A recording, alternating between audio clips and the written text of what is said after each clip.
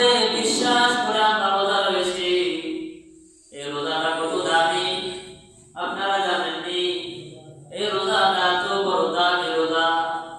আল্লাহর কোন গোলাম যদি রোজা রাখার পরে আল্লাহকে খুশি করার জন্য রোজাগুলি আল্লাহর দরবারে কবুল হয়ে যায়, তাহলে আল্লাহ ওয়াদা করেছেন, বান্দারে তুই তো রোজা রেখেছিস একমাত্র তোর শরীর দিয়া, তোর চোখ দিয়া, তোর হাত দিয়া, তোর পা দিয়া। তার মানে রোজা এমন একটা ইবাদত যে ইবাদতটা পূর্ণ হকের জন্য ইবাদত। আপনি রোজা রয়েছেন, আপনার হাত দিয়ে অন্য এক মুসলমানের ক্ষতি করতে পারবেন না। আপনি রোজা রয়েছেন, আপনার কান দিয়ে কোনো বাদ্যবাদক গান বাজনা আপনি শুনতে পারবেন না। আপনি রোজা রয়েছেন, আপনার চক্ষু দিয়া কোন একটা অপরাধী জিনিস দেখতে পারবেন না।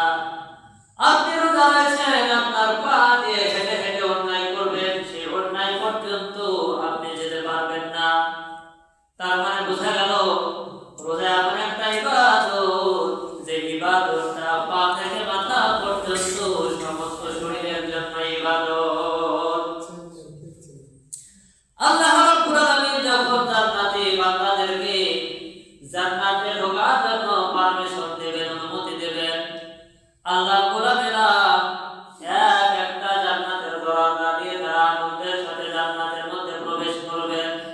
কিন্তু রোজাদার ব্যক্তিদের জন্য, রোজাদার বান্দা বান্দীদের জন্য আমার আল্লাহ রাব্বুল আলামিন একটা স্পেশালি অফার দিয়ে রেখেছেন। যেরকম সুবহানাল্লাহ।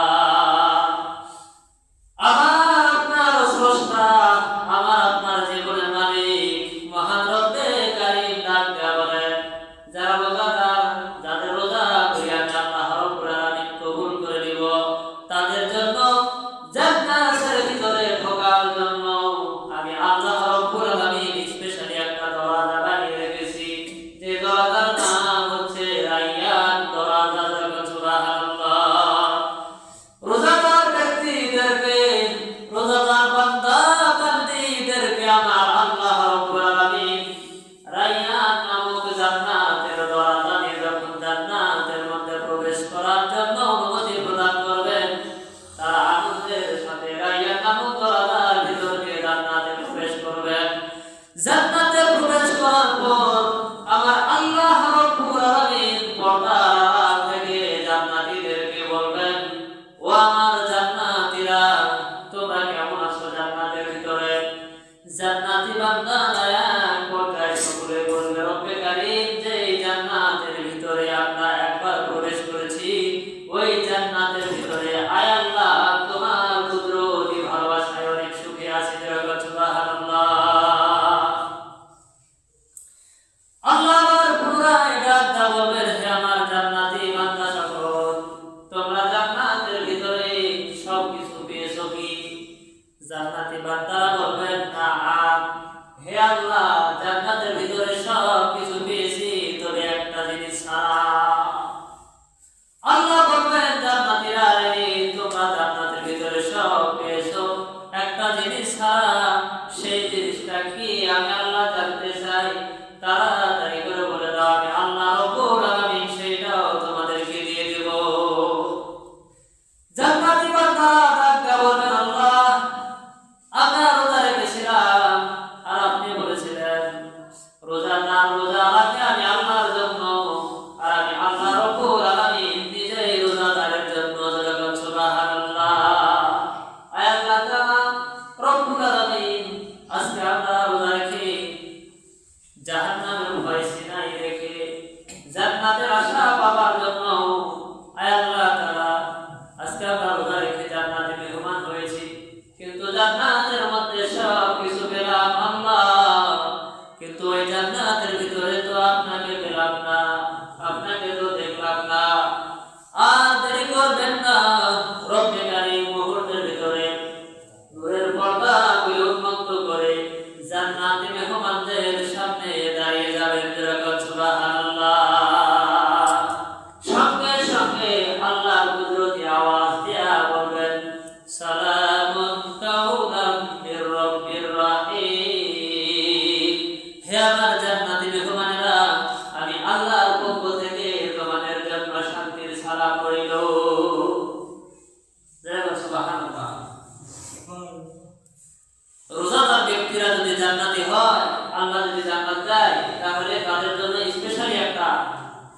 দরজা বানিয়ে রেখেছেন, সেই দরজা দিয়ে তারা জান্নাতে প্রবেশ করবে।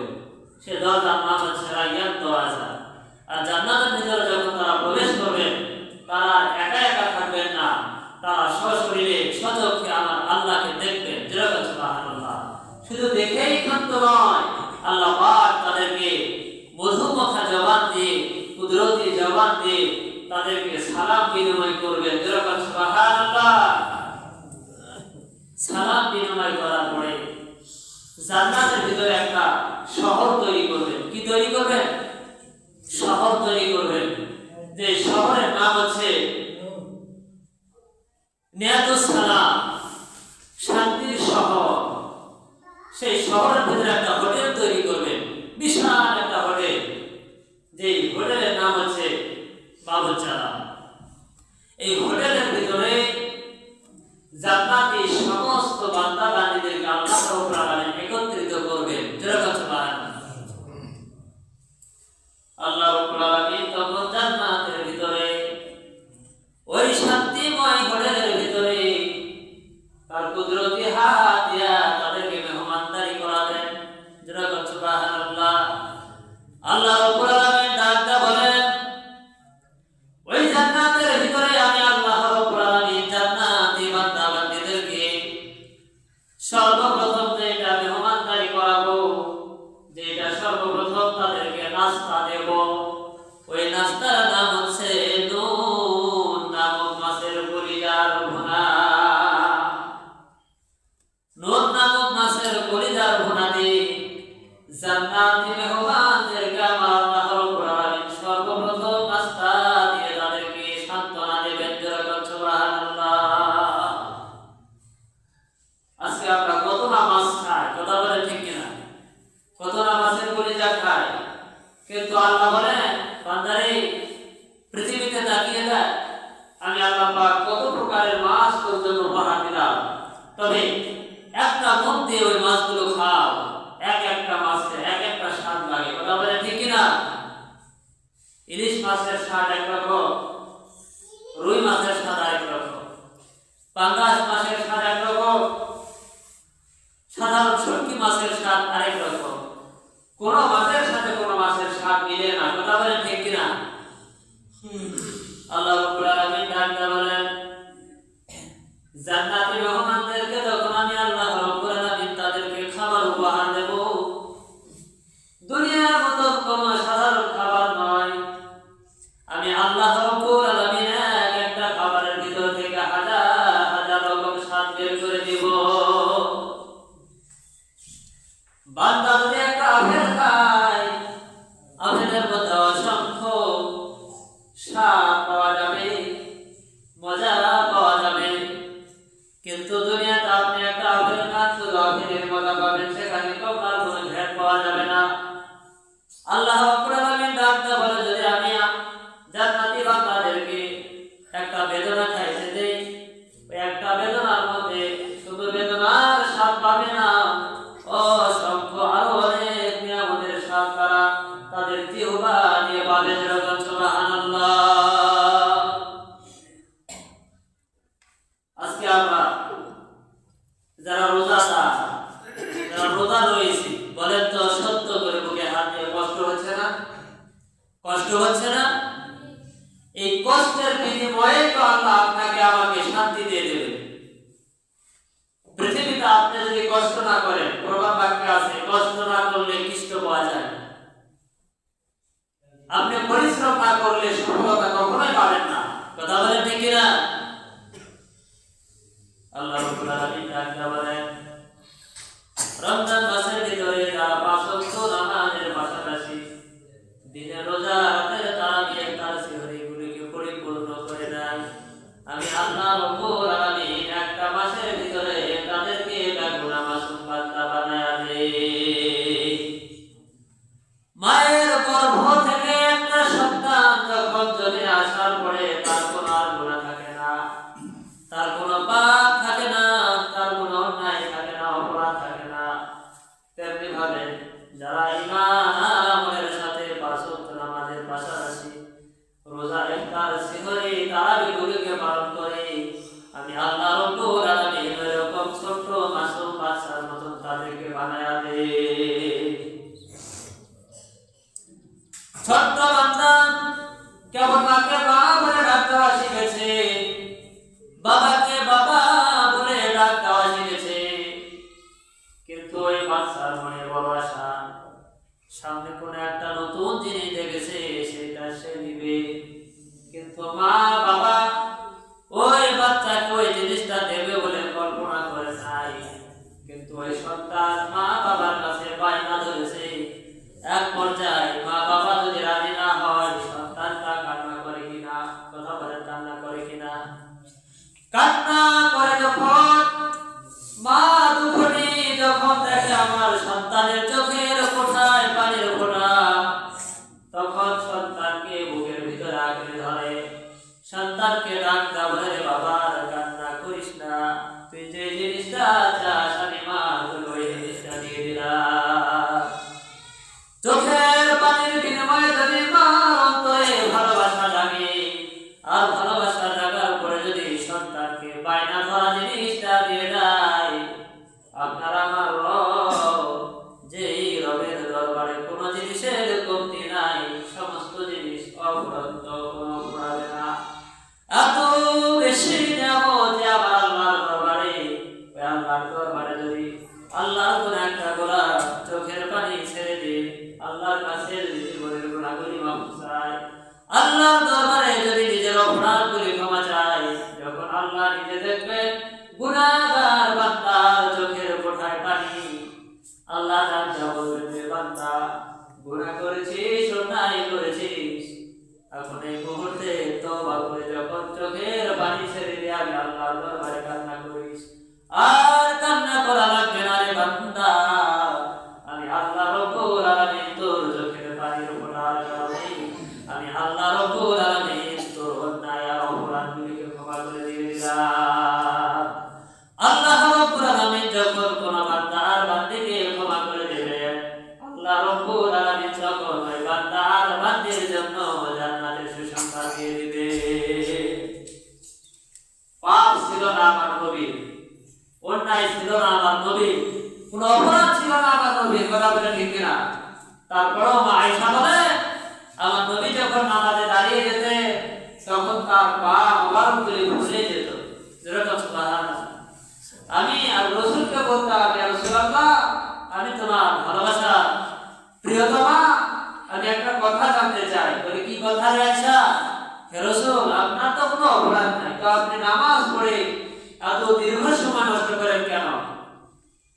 আমার নবীজি ডাকতে বলে, আয়েশা রে, আমি নামাজ পড়ে আমার চোখের পানি ছেড়ে দিয়ে কান্না করি আল্লাহর আদালতে আমার আল্লাহ রব্বুল আলামিনকে হাত করার জন্য। তুমি জানো না আয়েশা, আখির জামানার পয়গম্বর আখির জামানার উম্মতরা এত অপরাধী হবে, এত অন্যায়কারী হবে, অত্যাচারী হবে, যাদের ধাপে ধাপে গুনাহ করা শুরু করে দিবে। আমি আল্লাহর দরবারে কান্না করি আমার জন্য নয়, আমি আল্লাহর দরবারে নামাজ পড়ি আমার জন্য নয়, আমি আমার জীবনে যা করি আয়েশা শুনে রাখো আমার গুনাহগার উম্মতদেরকে বাঁচানোর জন্য। সুবহানাল্লাহ। আমার নবী যদি চোখের পানি ছেড়ে দিয়ে আপনারা আমাকে বাঁচানোর চেষ্টা করেন, তাহলে ওই নবীর জন্য কি আপনার আমার ভালোবাসা দেখানোর প্রয়োজন আছে না নাই? কথা বলে আছে না নাই? আমরা তারা সকলেই মিলে আমরা তারা সকলেই আল্লাহর ভালোবাসা, নবীর মহব্বত নিয়ে দুনিয়াতে চলতে পারি এবং মৃত্যুর শেষ মুহূর্ত পর্যন্ত যেন আল্লাহর ভালোবাসা নিয়ে কবরে যেতে পারি, রাসূলের মহব্বত নিয়ে যেন কবরে যেতে পারি। আল্লাহ পাক যেন সবাইকে তৌফিক দান করে। সকলে বলি আল্লাহুম্মা আমিন। রব্বুল আলামিন এই দুনিয়ার শ্রেষ্ঠতম নিয়ামত মা বাবাকে পেয়েছি রে আল্লাহ। যাদের মা বাবা হারায়া কবরে চলে গেছে রে আল্লাহ, ওই কবরে ঘুমিয়ে থাকা মা বাবাকে মাফ করে দাও, কবরগুলি রিয়াজুল জান্নাহ বানায়া দাও। যাদের মা বাবা বেঁচে আছে আল্লাহ, তোমার কুদরতি হাত দিয়ে অনেক হায়াত দান করে দাও। যারা অসুস্থ তোমার কুদরত দিয়ে শিফায়ে কামেলা দান করে দাও। আয় আল্লাহ তাআলা রব্বুল আলামিন, আমরা এখানে আমিন বলছি। আল্লাহ, জীবনে এমন কোনো অন্যায় নাই যে করি নাই, জীবনে এমন কোনো পাপ নাই যে পাপটা আমরা করি নাই। রব্বুল আলামিন এত পাপ করে ফেলেছি আল্লাহ, যে পাপের দিকে তাকাইলে জাহান্নাম ছাড়া কিছু দেখি না রে আল্লাহ। রব্বুল আলামিন, আমরা যদিও পাপী, যদিও গুনাহগার, একথা সত্য আমরা তোমারই গোলাম। তোমার গোলাম মনে করে জীবনের সব গুনাহ খাতাগুলি মাফ করে দাও। আয় আল্লাহ তাআলা, রব্বুল আলামিন, এমন একটা মুহূর্তে তোমার কুদরতি পার্লামেন্টে দুখানি হাত পাতায় দিয়েছি আল্লাহ, যে মুহূর্তে হাইকোর্টের দরজা বন্ধ, যে মুহূর্তে সুপ্রিম কোর্টের দরজা বন্ধ। আল্লাহ তাআলা, পৃথিবীর সমস্ত বিচার কার্যালয়ের দরজাগুলি বন্ধ। রব্বুল আলামিন একটা মাত্র দরজা খোলা আছে, সেই দরজায় হাতখানা পাতাইছি রে আল্লাহ। রব্বুল আলামিন, মা যদি রাগ হয় বাবার কাছে সে দাঁড়ান যায়, আবার বাবা যদি রাগ হয় মার কাছে সে দাঁড়া যায়। আল্লাহ, তুমি তো একা মাওলা, তুমি যদি রাগ হও আমরা কার কাছে যাও? আল্লাহ তাআলা, গুনাহ মাখায় দুইটা হাত, একমাত্র মনে বড় আশা নিয়ে তোমার কুদরতি দরবারে পাতায় দিলাম রে আল্লাহ। জীবনের ছোট বড় জানা অজানা সমস্ত গুনাহ খাতাগুলিকে মাফ করে দাও। বাকি জীবন শয়তানের ফিতনা থেকে হেফাজত করে নাও। আয় আল্লাহ তাআলা, রব্বুল আলামিন, তোমার কুদরতি হাত দিয়ে আমাদের সবাইকে সুস্বাস্থ্য দান করে দাও আল্লাহ, সবাইকে নেখায়া দান করে দাও আল্লাহ, সবাইকে বেশি বেশি করে নেক আমল করার তৌফিক দাও আল্লাহ। রব্বুল আলামিন, এই দুনিয়া বড় মায়ার বন্ধন, এই মায়ার বন্ধনে পড়ে নিজের বিবেককে হারিয়ে ফেলেছি রে আল্লাহ। আয় আল্লাহ তাআলা, শয়তানের ফিতনায় পড়ে এই বিবেকের সাথে বড় জুলুম করেছি আল্লাহ। রব্বুল আলামিন, দয়া করে মায়া করে তোমার কুদরতি হাত দিয়া শয়তানের ফিতনা থেকে, এই দুনিয়ার মোহ থেকে আমাদেরকে বাঁচায় নাও আল্লাহ। আয় আল্লাহ তাআলা, রব্বুল আলামিন, আজকে যে বরকতপূর্ণ রাত, বরকতপূর্ণ সময় আল্লাহ, এই বরকতপূর্ণ সময় তোমার কুদরতি দরবারে আমাদের সবাইকে কবুল করে নাও। রব্বুল আলামিন, এই মর্যাদাপূর্ণ সময় আমাদের জীবনের গুনাহ খাতাগুলি মাফ করে দাও। কঠিন মুসিবতের দিন যেই নবী উম্মতের জন্য পাগল করা হয়ে যাবে আল্লাহ, ওই নবীর সুন্নতের ইত্তেবা করার জন্য সবাইকে কবুল করে নাও আল্লাহ। রব্বুল আলামিন, দয়া করে মায়া করে আমাদের সবাইকে পাঁচ ওয়াক্ত নামাজওয়ালা বানায়া দাও আল্লাহ। রব্বুল আলামিন, তাকায় দেখো তোমার আমলের বান্দাদের দিকে আল্লাহ। রব্বুল আলামিন, এখানে কার আশায় কিসের নেশায় আমিন আমিন বলে রে আল্লাহ। পৃথিবীর কেউ না জানলে তুমি আল্লাহ জানো। রব্বুল আলামিন, তোমার এক একটা বান্দার মনের ভিতরে এক একটা আশা আল্লাহ, জানি না কার অন্তরে কি আশা। রব্বুল আলামিন, দয়া করে মায়া করে তোমার কুদরতি হাত দিয়া তোমার ভালোবাসার বান্দাদের মনের আশাগুলিকে পূর্ণ করে দাও। রব্বুল আলামিন, এখানে এমন কতক বান্দা রয়েছে আল্লাহ, তাকায় দেখেন কলিজার টুকরা সন্তান সন্তানাদিগুলোকে হারায়া বড় ইয়াতীম সে দেখেছে রে আল্লাহ, বড় অসহায় হয়ে গেছে আল্লাহ। সন্তানের ভালোবাসায়, সন্তানের চিন্তায় বোবা কান্নায় তাদের হৃদয়গুলো কেটে যাচ্ছে। রব্বুল আলামিন, যে সন্তানগুলি দুনিয়ায় থাকলে আব্বাকে আব্বা বলে ডাকতো, দুনিয়ায় তারা হুড়ো করে কাছে এসে দাঁড়াইতো, আজকে ওই সন্তানগুলিকে নিজের কাঁধে কাটিয়া বহন করে কবরে রেখে এসেছে আল্লাহ। রব্বুল আলামিন, যেই দিন থেকে খাটিয়া বহন করে কবরে রেখে এসেছে, ঠিক ওই দিন থেকে আর ওই আদরের সন্তানগুলির সাথে আর কোনো যোগাযোগ হয় না। রব্বুল আলামিন তোমার কুদরতি হাতের মুঠোয় ছেড়ে দিলাম ওই সব সন্তানাদিগুলোকে তোমার কুদরতি ভালোবাসার হাত দিয়া তুমি আল্লাহ তাদেরকে জান্নাতি বানায়া দিও। ربنا تقبل منا إنك أنت السميع العليم وتب علينا إنك أنت التواب الرحيم رب العالمين ও দয়াময় আল্লাহ, রাত্রি গভীর হয়ে যায়, তোমার কুদরতি দরবারে দরখাস্ত সর্বশেষ দিলাম। এখান থেকে চলে যাবার পরে এতগুলো মানুষের মধ্য হতে না জানি কার আগে নামাজের জানাজা সংগঠিত হবে, এই খবরটা তো কারো জানা নাই। রব্বুল আলামিন একজন বান্দা তারা মনে বড় আশা করে যে কতদিন বাঁচবে, তারা সময়সীমা কারো জানা নাই কে কতদিন বাঁচবে, কিন্তু সামনের জিন্দেগিতে তারা বড় আনন্দের সাথে থাকে। রব্বুল আলামিন আনন্দ মাখা হৃদয় নিয়ে তোমার বান্দা বান্দিগুলো যেন আমল করতে পারে তৌফিক দাও।